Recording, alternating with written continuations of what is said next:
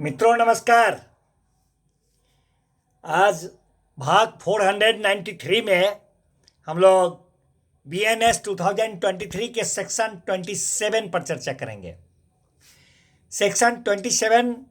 BNS 2023 says as act done in good faith. Act done in good faith for benefit of child or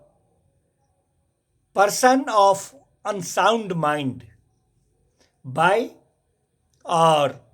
by consent of guardian. Once again, act done in good faith for benefit of child or person of unsound mind by or by consent of guardian. Means to say कि संरक्षक के द्वारा अथवा उसकी सम्मति से बालक अथवा विकृत चित्त जो व्यक्ति होते हैं उनके फायदे के लिए जो कार्य सद्भाव पूर्वक किया जाता है उस कार्य के बारे में यह सेक्शन 27 BNS भारतीय न्याय संहिता 2023 हम लोगों को बताता है। क्या बताता है? कहता है मित्रों कि कोई भी बात जो है जो कि 12 वर्ष से कम आयु के बच्चे या किसी विकृत चित्त व्यक्ति के फायदे के लिए गुड फेथ में मीन्स टू से सद्भाव पूर्वक उसके गार्जियन के द्वारा अथवा उसके भार साधक किसी अन्य व्यक्ति के द्वारा अभिव्यक्त रूप से अथवा विवक्षित रूप से, मतलब कि एक्सप्रेसली या फिर इम्प्लाइडली सम्मति से अगर कार्य किया जाता है। एक बार फिर से, कोई भी बात जो है जो 12 वर्ष से कम आयु के बच्चे के फायदे के लिए या किसी विकृत चित्त व्यक्ति के फायदे के लिए सद्भाव पूर्वक उसके गार्जियन के द्वारा या फिर उसके जो कोई भार साधक व्यक्ति हैं उसके द्वारा अगर अभिव्यक्त रूप से या विवक्षित रूप से सम्मति के साथ अगर कोई कार्य किया जाता है और ऐसे कार्य से अगर कोई अपहानि हो जाती है, कोई हार्म हो जाता है, तो यह ऑफेंस नहीं हो जाता है। ऑफेंस नहीं हो जाता है कि उस बात उस कार्य से जो उस बच्चे या अथवा उस विकृत चित्त व्यक्ति को कारित हुआ है या कारित करने का कर्ता का आशय या कारित होने की संभाव्यता ज्ञात था, वह क्या कहते हैं कि वह अपराध नहीं हो जाता है। परंतु इस धारा का जो परंतुक है वो इसका अपवाद के रूप में कहता है कि साशय विथ इंटेंशन मृत्यु कारित करने का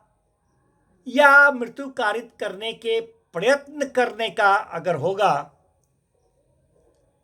तो वहां पर वह अपराध हो जाएगा। दूसरा, इसका परंतु अपवाद स्वरूप बताता है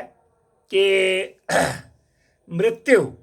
या घोर उपाधि के निवारण के लिए या किसी घोर रोग है, कोई ग्रेवियस डिजीज या इन्फॉर्मिटी है, अंग शैथिल्यता, उससे मुक्ति दिलाने के प्रयोजन से भिन्न किसी प्रयोजन के लिए किसी ऐसी बात को करने पर, उससे भिन्न प्रकार का अगर कोई ऐसा बात किया जाता है तो ऐसा करने पर वह अपराध होगा जिसे करने वाला जानता हो कि उससे मृत्यु कारित होना, उस तरह के भिन्न कार्य से मृत्यु होना संभाव्य है। तो वहां पर भी यह इसका परंतु जो है वह अपवाद के रूप में कहता है कि वह अपराध होगा। उसी तरह अगर वॉलंटरली इन गुड फैक्ट, यानी स्वेच्छा सद्भावना पूर्वक कारित करने या